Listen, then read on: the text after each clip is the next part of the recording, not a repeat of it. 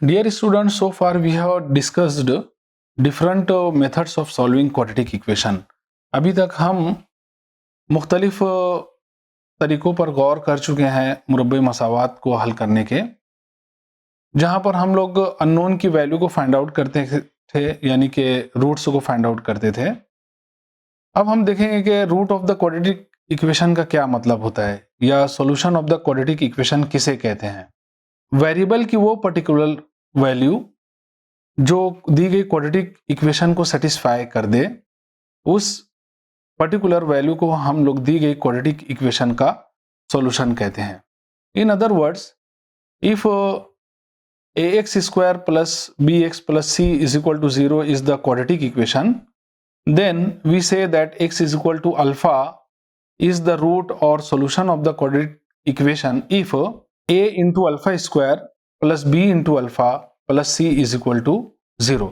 यानी कि ये नंबर अल्फा जो है वो दी गई क्वाड्रेटिक इक्वेशन को जब सेटिस्फाई करेगा तो हम इस अल्फा को क्वाड्रेटिक इक्वेशन का जज़र या सॉल्यूशन कहेंगे। Now we shall see nature of the roots, जज़रों की नौइयत। हम जानते हैं कि delta is equal to B square minus 4ac, जिसे हम डिस्क्रिमिनेंट कहते हैं। इसका यूज़ हम लोग जज़रों की नौइयत को मालूम करने के लिए करते हैं।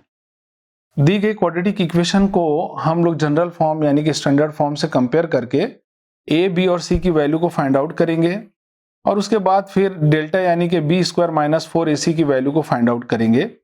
अब अगर डेल्टा जो है वो 0 रहेगा, तब हम कंक्लूजन निकालेंगे कि जज़र जो है वो हकीकी और मसावी है, यानी roots are real and equal. अगर डेल्टा की वैल्यू पॉजिटिव रहेगी ग्रेटर देन 0, तब ऐसी सूरत में जज़र जो है हकीकी और गैर मसावी रहेंगे, यानी कि रियल एंड अनइक्वल। और अगर डेल्टा की वैल्यू निगेटिव रहेगी, तब ऐसी सूरत में roots will be not real, जज़र जो है वो गैर हकीकी रहेंगे। यहाँ पर डेल्टा यानी जो डिस्क्रिमिनेंट है, इसको मुमय्यज़ कहते हैं, और इसका जो फार्मूला है वो है delta is equal to B square minus 4ac।